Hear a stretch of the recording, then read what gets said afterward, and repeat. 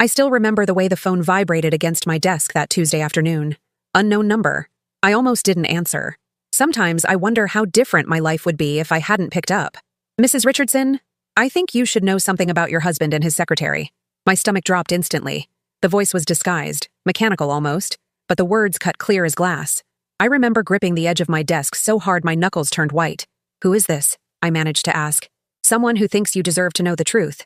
Check the Hampton Inn receipts. Room 412, every Thursday for the past 4 months. Click. They hung up. I sat there, frozen, as the office continued its normal buzz around me. 20 years of marriage to Michael. 2 children we raised together. The house we built. The business we grew from nothing into the most respected architectural firm in Boston.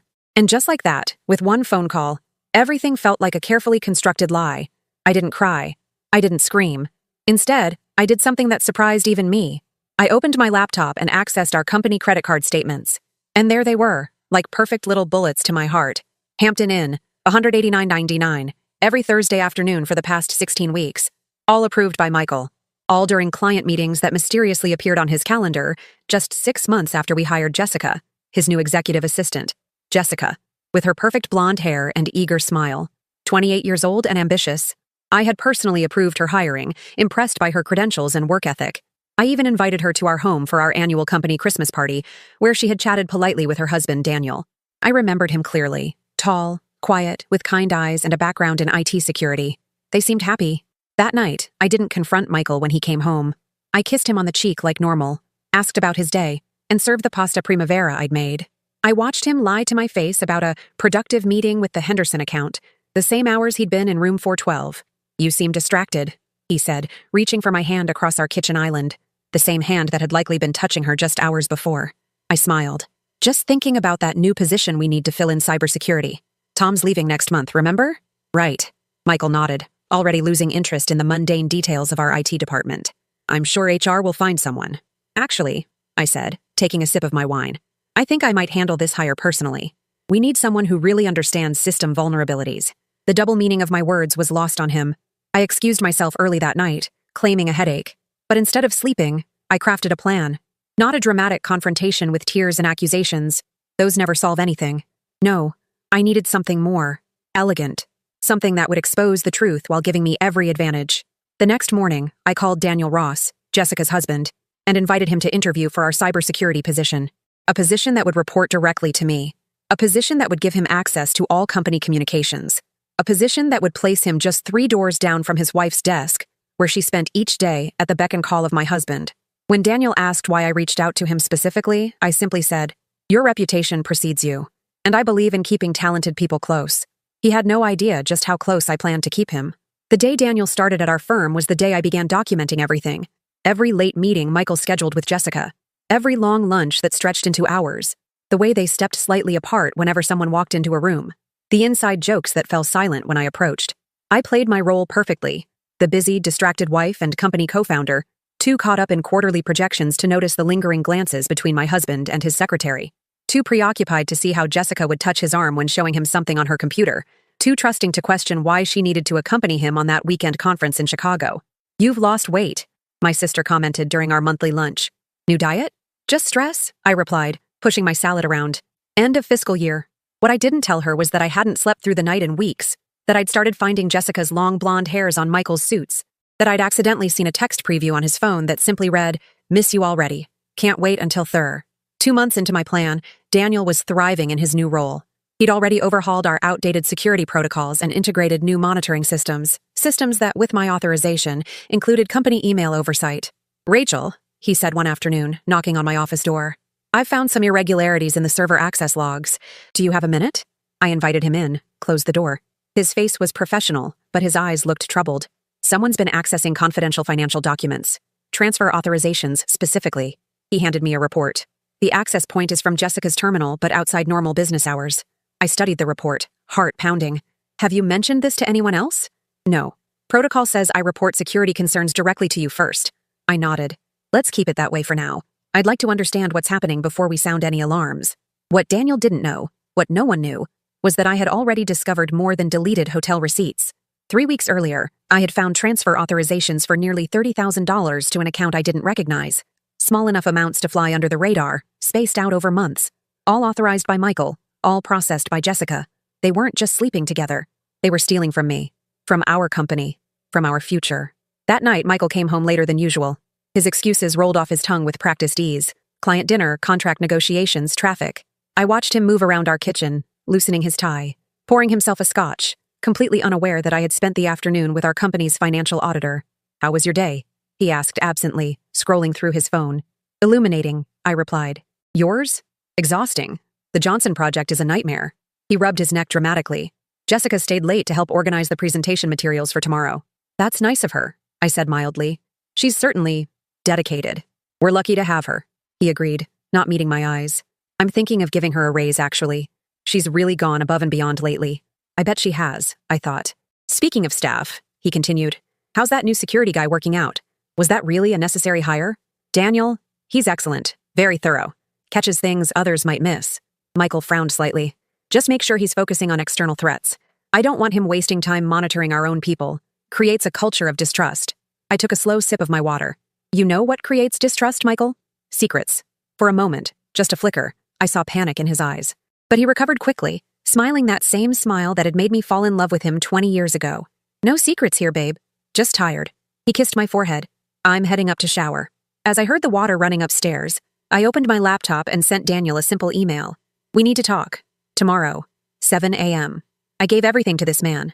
My youth, my loyalty, my trust. I helped build his dream into reality.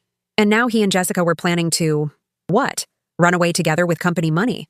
Start over somewhere, laughing about how blind I'd been. The realization hit me like a physical blow. I was nothing to him. An obstacle. Something to discard. Well, they were about to learn I wouldn't be discarded quite so easily. "They've been siphoning company funds for nearly 8 months, I explained to Daniel the next morning in my office before anyone else had arrived. Small transfers, but they add up to over $120,000. I watched his face carefully as I laid out the evidence. Bank statements, email exchanges with coded language, the pattern of business trips that aligned perfectly with withdrawals from an account in Connecticut. Daniel sat rigidly in the chair across from me, his expression shifting from disbelief to anger to a cold, focused calm. "How long have you known?" "About everything?" he finally asked. "The affair? About 3 months?" "The money? Just recently?" I hesitated. "I'm sorry to involve you in this, but I needed someone I could trust. Someone with as much at stake as me." He laughed humorlessly. "And you trust me? You barely know me." "I know enough," I replied. "I know you're honest. I know you're good at your job. And I know you deserve better than being made a fool of." He stared at his hands for a long moment. "What's your plan?" I smiled for the first time in what felt like weeks. "I've already started it. But I need your help with the next phase." Over the next 2 weeks, Daniel and I worked methodically. While maintaining perfect professional facades, we gathered evidence, documented patterns, and built our case. What Michael and Jessica didn't realize was that every email they deleted remained in our server backups. Every business expense created a paper trail. Every whispered conversation in what they thought was a private corner of the office was potentially visible on security footage that, as head of security, Daniel had full access to. But we needed more than evidence of financial impropriety and an affair. We needed to understand their endgame. "They've booked one-way tickets to Buenos Aires," Daniel reported one evening as we worked late in my office. "Next Friday, first class. Using points from our joint credit card so it wouldn't show on statements." His voice was flat, emotionless, but his hands trembled slightly.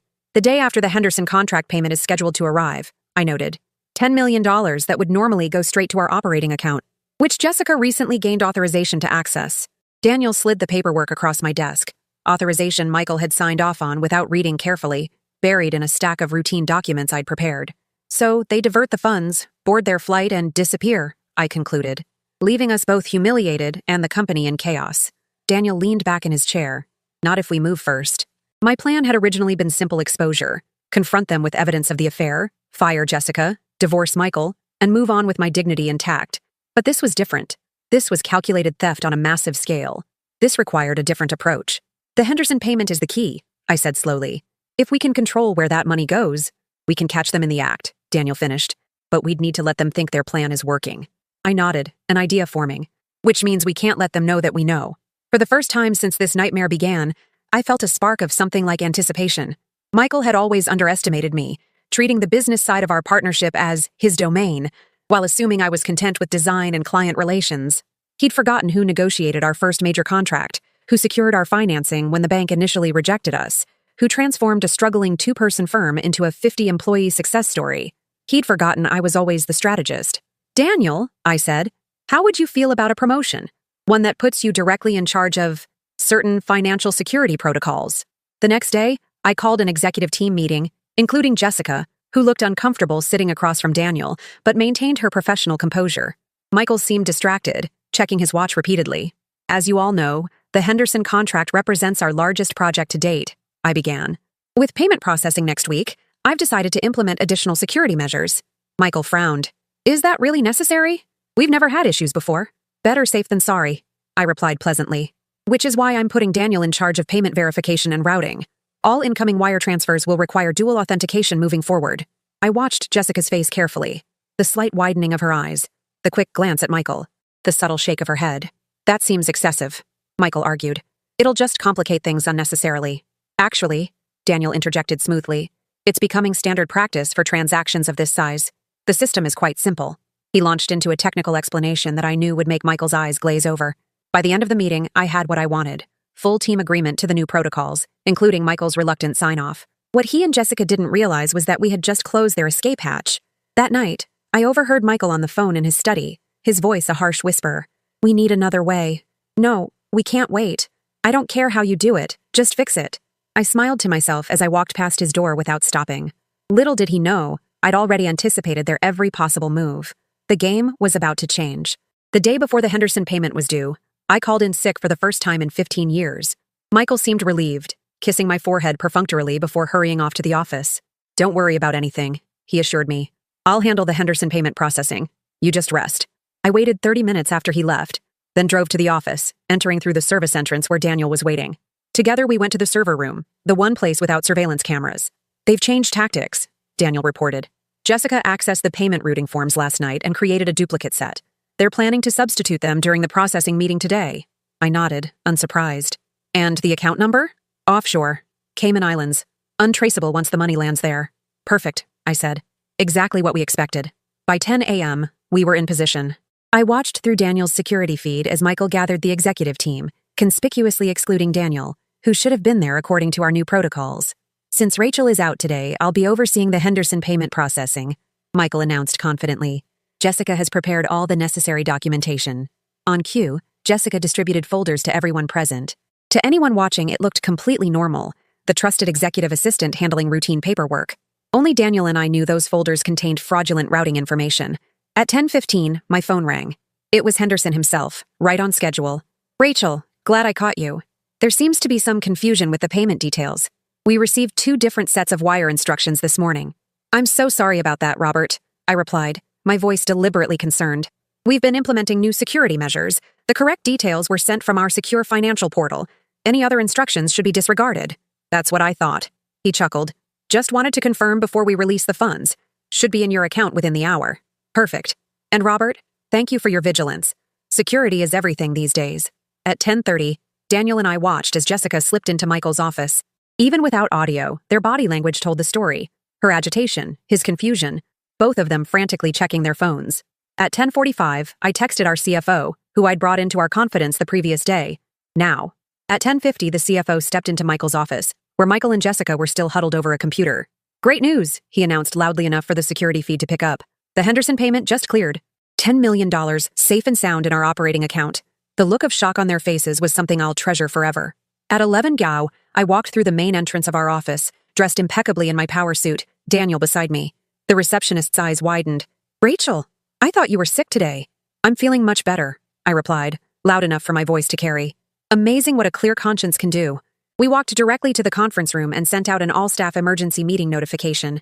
Within minutes, everyone had gathered, including a visibly shaken Michael and Jessica, who kept a careful distance from each other. "Thank you all for coming so quickly," I began, standing at the head of the table. Michael's usual position. "I have some unfortunate news to share."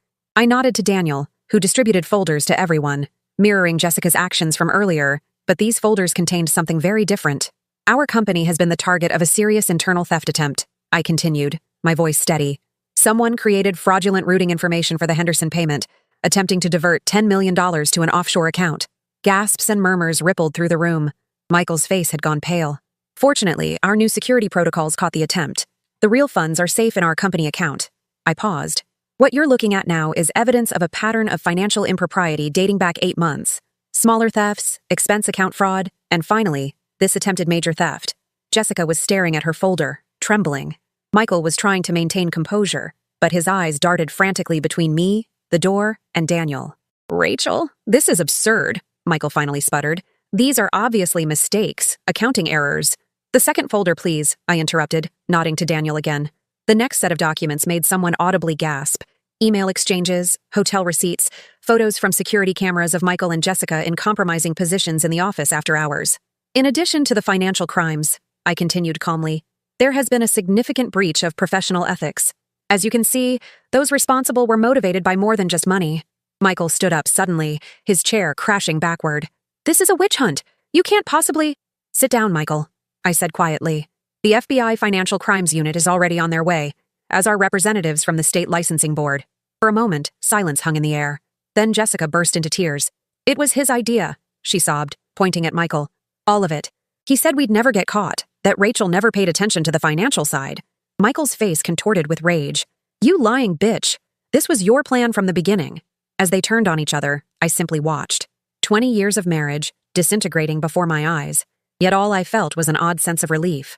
Security will escort you both from the building, I said finally. Your access has been revoked. Do not attempt to remove any items from your desks. The authorities will handle that. I turned to the rest of the stunned staff. We will, of course, cooperate fully with the investigation.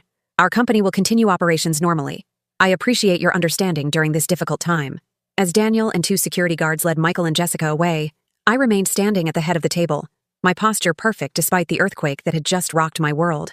Our CFO approached cautiously. Rachel, I'm so sorry. None of us had any idea. I smiled slightly. That was rather the point, wasn't it? But some things can't stay hidden forever. As the room cleared, Daniel returned alone, closing the door behind him. It's done, he said simply. They're gone. I nodded, finally allowing myself to sink into a chair. And the one-way tickets to Buenos Aires? Canceled, along with their joint credit cards, cell phone plans, and hotel reservation for tonight. I raised an eyebrow. Hotel reservation? Daniel's smile was cold.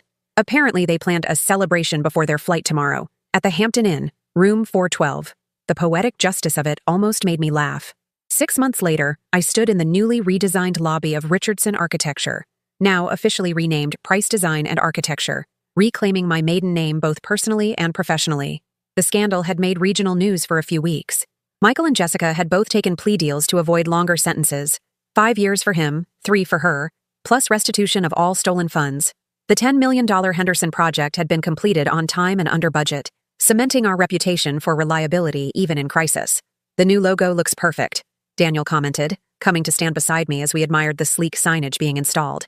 Change was overdue, I replied, in more ways than one. We had developed an unusual friendship through our shared betrayal. Not romantic. We were both too raw for that, but something built on mutual respect and understanding. He had stayed with the company, accepting my offer to head our new cybersecurity division. Have you heard from him? Daniel asked quietly. I shook my head. Not since the sentencing. My lawyer handles any necessary communication. I paused. Jessica? She writes sometimes. Apologies mostly. Explanations.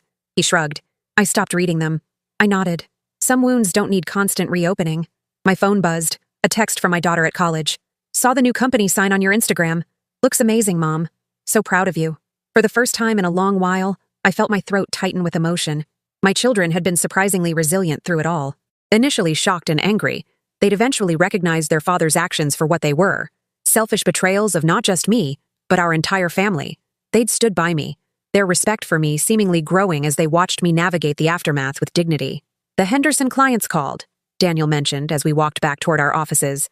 They want us to handle their new project in Seattle. Did they mention why they're staying with us despite everything? Daniel smiled.